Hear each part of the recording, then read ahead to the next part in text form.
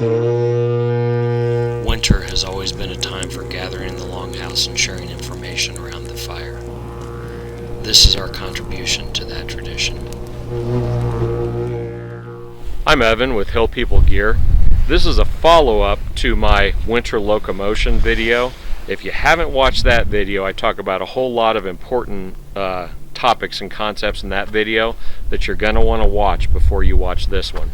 The purpose of this video is to catch you up on some of the gear experimentation that I've done, some of the things I speculated about in that video that I've since learned some lessons and have some updates for you. I'm going to be honest, you're going to be frustrated because some of the stuff I talk about is not on the market. It's just not available. That's where the ski industry is. I can't do anything about it, but I'll just try to talk through that as best I can. So the first thing that I talked about, actually, I'm going to start with some history. So, a company called Karhu Skis, that's K-A-R-H-U, kind of were the leaders in backcountry skis probably 25 years ago now. They introduced a breakthrough ski called the 10th Mountain. It was 98 millimeters wide at the tip, and then not too long after, they did the Guide, which was 110 wide at the tip. And both of those skis were meant for something that wasn't being done at the time, which is true backcountry skiing. They have waxless bases on them, which means there's a fish scale cut into the base to give you some traction. They still glided very well. So those were two breakthrough skis. Nobody else was doing it. Karhu then, the other ski that Karhu made was Carver. They called them the Carver, K-A-R-V-E-R. They were sold through LL Bean some, they were sold directly some, and the Carver was a little short ski shoe that was 125 centimeters long that had a permanently attached kicker skin underneath. So those were three important Karhu models. Karhu got acquired, I believe, by Madshus, and the guys who came out with that backcountry line went and started Altai skis. This is skis I talked about in the last video. Altai skis reintroduced three models that were kind of evolutions of that Karhu lineup. One was the Hoak, which was that little short kicker ski with the permanently attached kicker skins, the ski shoe. The Hoak that they did in 125 centimeters long and 145 centimeters long. Those are currently in production. We sell those. That's a great product. I'll talk about that in a moment. Then they also introduced the Comb, which was kind of an evolution of the Guide ski, the 110 wide Guide ski, but even more backcountry oriented. I'll talk about the Comb shortly as well. There's nothing in Altai's lineup that's in the middle between those two. There are some other companies that make things, well, there's one, I'll get to that in a moment as well. So at any rate, that's the evolution. It's important to understand that. So first I'll talk about the ski shoe, the Altai Hoak. Now, I didn't have a whole lot of experience with the Hoak at the time of the last video. I do now. And the Hoak comes pre-drilled for any kind of cross-country binding that you want. It's the standard 3-pin 75 millimeter standard. There's also adapters you can get to run whatever cross-country binding you want. But they also sell these universal bindings, which will work with any boot. I got to tell you, this in the 145 centimeter length, that's important. On Altai's website, they kind of make you think that the 145 is more ski oriented. My opinion, my experience, there's no reason for the 125s to exist at all unless you're talking about kids or somebody who's 5 foot tall. These 145s feel really stubby as it is. There's no reason to go shorter than the 145s. This, to me, is the answer for just about everybody. In fact, we really wish that they made 160s. I think the Hoak in a 160 would be an even more useful ski. But again, these have the permanently mounted kicker skins, so they have more traction than any of the waxless fish scale bases, and then they have this universal binding. Here's my experience. In cross-country skis, it's always boot stiffness that's going to determine how much control you have over the skis. I pair these with like a backpacking boot, not light hiking, but a backpacking boot. With a backpacking boot, a properly supported backpacking boot, these have just as much control as a pair of the old duckbill 3-pins with a cable binding. They have more control than if you're just running duckbills. That basically, with the backpacking slash hiking boots I wear all the time, I can get anything done in these that I want to. And it's nice because you head out, you don't know if you need skis or not. You can have these on your pack, throw them on with your hiking boots. If you're looking to travel around in the winter, I talk a lot more about this in the earlier video, as easily as possible, this is your one and done answer. These are great product. I highly recommend them. One little tip, there's some spring action in the heel of this. And when I adjust for my boot length, I adjust it so that I have to kick in with my heel just a little bit so my boot is under good tension when I'm in the bindings. That gives me a good level of control, and I would urge you to do the same. So that's the Altai Hoak for general backcountry off-trail travel. Great product. I wish they had them in 160s. When you start doing more downhill stuff, they get squirrely. 145s are still squirrely. That's why I wish they made 160s. It would still be plenty short for making your way through trees and brush and tight turns and stuff like that, but wouldn't be so squirrely and uncontrollable when you really start going downhill. All right, cross-country skis. I just talked about how great those are, these Hoaks. I use them a fair amount for just having in the truck to throw on if I get into more snow than I thought. If I know that I'm going to be on skis, I still prefer a true ski.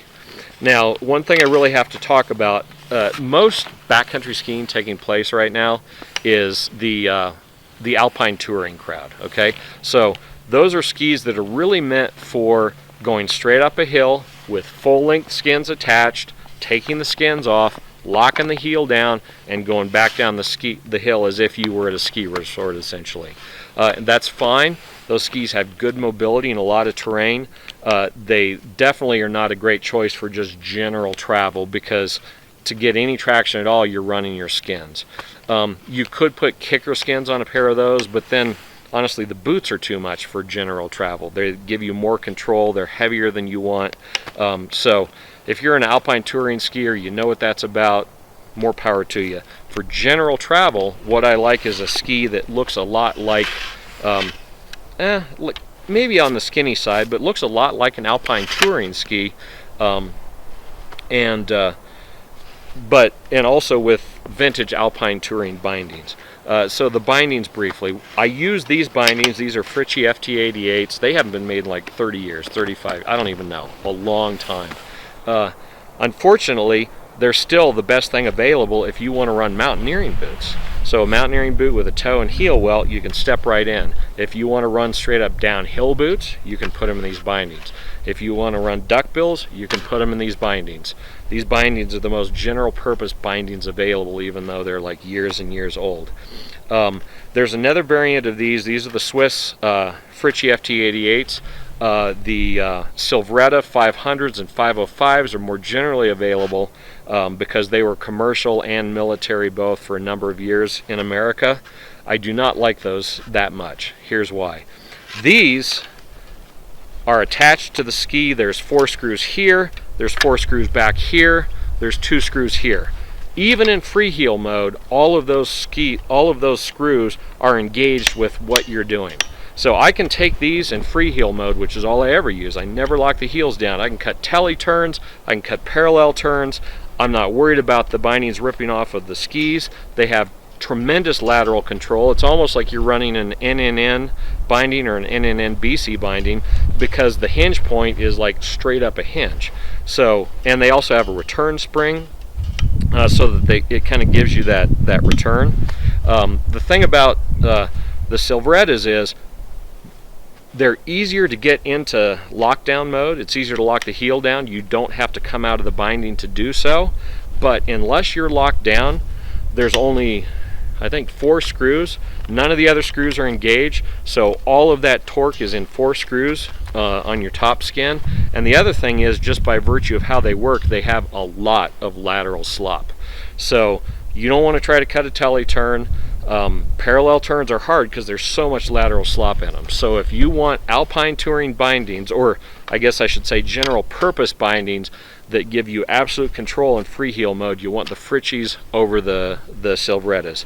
If you always want to lock your heel down to go down any kind of hill, the Silverettas are just fine, because when it's locked down, you've got rear screws and front screws engaged, and you can lock down without getting out of your binding. So that's Fritchies versus Silverettas. What else can you get that's on the market that's like that? Nothing. There's nothing that works like that. The other huge thing I like about these, even on moderate terrain, if you have a train wreck, you want your binding to pop loose instead of blow your knee out. You know, these Hoaks, well, any cross-country binding, if you have a wreck, you can blow your knee out because you've got this huge lever attached to the end of your foot that won't come off. These are den releasable bindings, not by today's standards, but still completely usable den releasable bindings. If you have a wreck, the binding comes out of the ski and you don't have a huge lever that's twisting your knee and blowing it out. So that's why I still use these bindings, even though they're harder and harder to find. What kind of skis should you put them on? So I talked last time about the comb. I guess I'll start with what the Altai comb is good at. If you are doing nothing but breaking trail through deep snow, those combs are tremendous. If you're doing anything else, they're not good. And that includes, and this was for me the breaking point, I really wanted to like them. I do a fair amount of day touring out and back because I don't want to break trail two ways. I turn around, now I'm tired, it's fun, you get more speed coming back on the trail you broke. Those skis are so wide underfoot and the camber is so soft that you have to expend a tremendous amount of energy keeping them even in your broken trail. And if you get out onto a more consolidated surface where there's a little bit of crust, on these skis, which I'll talk about in a moment, I fly across stuff like that. With the combs, I'm constantly fighting them to keep them tracking because they have so much width underfoot. So to me, the combs just are not a general purpose ski because I can't keep them on even a track that, I'm not even talking 3 people have broken trail, I'm talking about I broke trail, I'm coming back on my trail, I can't keep them in the broken tracks. They want to float off to the outside. So what I ended up doing, I gave those to my brother, who turned them into a long pair of Hoaks. He just put kicker skins on them, leaves them on, and so he's got like 163 or whatever length they are Hoaks, and they're working great for him in that application. But without the skins, I don't like them. I would not recommend them. The other thing that I really kind of like, they break trail better because they have less camber. Camber is a measure of how stiff this center is. You've got traction from here to here, and everything that in what's called the kick pocket there, when you weight the ski, contacts, and then when you glide on it, it's not contacted. The softer camber skis do a better job of noodling out in deep snow and keeping contact, but they don't carry or glide nearly as well. I have a pair of those Carhu guides, same tip width. These are Rossignol BC 110s. They got that same tip width as the guides. The guides have a little bit less camber. They're very similar skis. They are a little bit better breaking trail, but because they have less camber, they tend not to carry as well. So I could live with either ski. I kind of prefer these Rossi BC 110s because they have more camber and I can make more distance in them than I can the guide. What's the downside of these? They don't make them anymore. I think of these as my new skis, but they're like, I don't know, 15 years old, or I've been skiing these a long time now. I checked for this video, Rossignol makes up to a BC 90, which just isn't, that's not even as wide as the old 10th mountains, which for me, the 10th mountains are skinny skis. I looked around, nearly as I could tell, the only company that's making a ski this wide is Snowshoes, and it was out of production for a while. I think it's in production right now. Maybe that's a good ski. I don't know. I haven't skied it. I'm not going to go buy it because these are really good skis and I'm happy with them, and I have the guides if I think I'm going to be breaking more trail, and that's what it is. So what ski would I recommend right now? Don't know. Maybe the Snowshoes. I haven't skied them. It's worth a shot, I guess, anyhow, for the kind of thing that we're talking about. So that's ski update. That's the Hoaks. The other thing that that I've had some experimentation with I don't know if I put these in the last video or not, but these are MSR Lightning Trails. When I bought them, they were Lightning Explorers. Now I think they call them Lightning Trails. Two things are very significant about these snowshoes for me. One is the binding. Once you adjust the rear ratchet strap, you've only got one ratchet strap to get in and out of them. So you can get in and out of them so easily that it's not usually a hard decision to throw on the snowshoes because it's just quick. The other thing is 4 pounds per pair, so they're a full pound lighter per pair than the snowshoes I was using before. They're light enough that for quite a while I kind of stopped using the Hill Sound trail crampons because in a whole lot of conditions where I would use the trail crampons before, well, a little bit more flotation's better. So, these just ended up being a great kind of all-around something less than deep snow skiing choice. That being said, these are great, I recommend them. That being said, there are some circumstances where the trail crampons are still a great choice. The Hill Sound trail crampons, a pair weighs 1 pound versus 4 pounds. If I'm setting out and I'm not real sure that I'm going to get good use out of snowshoes, 4 pounds is a lot to carry for a maybe. Whereas the trail crampons, which kind of overlap the functionality of snowshoes, 1 pound is a lot less of a gamble for a maybe. A good example, I went elk hunting, I guess it was last year, or at any rate, with my friend Ken. And we started out and it was kind of sloppy and an inch or two of snow, and I took my trail crampons. And as we ascended the mountain to get up into where I wanted to hunt, the snow got deeper and deeper, and eventually it was knee deep. And I'll tell you what, it didn't take, even 6 inches of snow, I threw on the trail crampons, I was happy to have them. By the time I got up to where it was knee deep, I would have preferred these. I'm not sure I would have wanted to either carry them or wear them from the 6 inches to knee deep zone. It's a lot of extra weight for a maybe.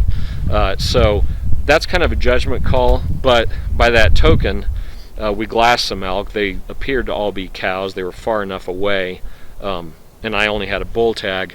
If I'd had snowshoes, maybe I would have gone close enough to make sure there wasn't a bull in there, but the amount of effort it took once the snow got to be knee deep and I had those trail crampons on was so much that it just deterred me.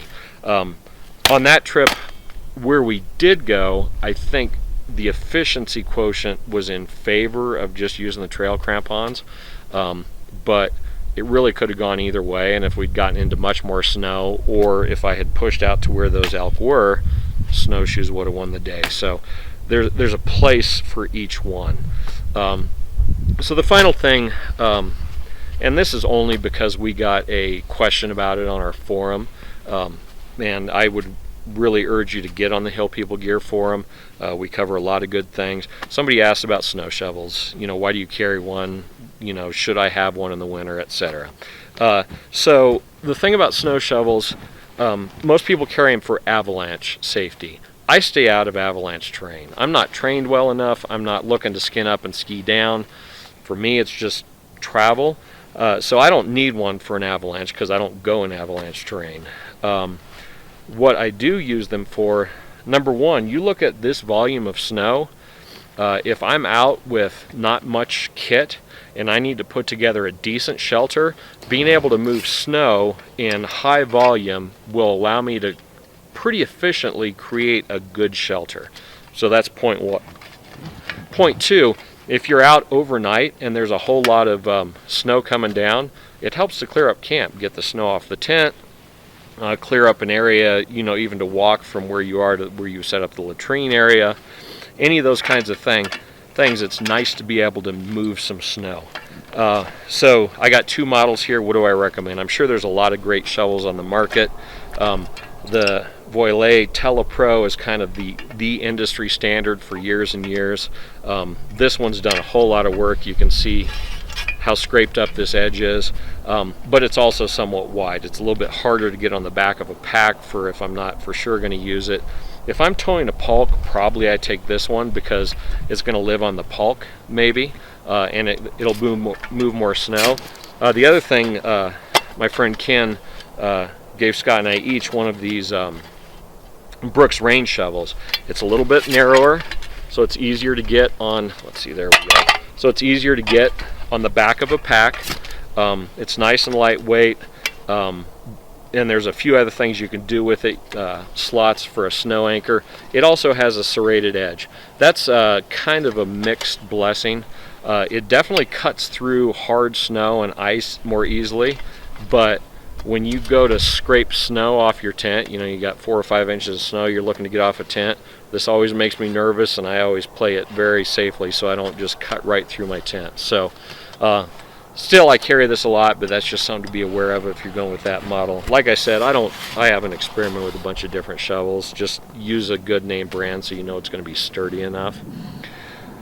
So that covers it. I've talked about kind of the evolution of where the backcountry skis were. Again, you need to watch the other video first if you haven't, or go back and watch it. You've gotten all the way through here and you didn't watch it before, please go watch that. Highly recommend the Altai Hoak and the 145 length. Don't really have much use for the Altai comb, and maybe the Snowshoes. I've talked some different binding choices. Don't have a good answer there. That's not 30 years old. And these MSR snowshoes specifically, the Lightning Trail, I think very highly of. And if you're looking for snowshoes and want to spend a little bit of money, this is really a great choice.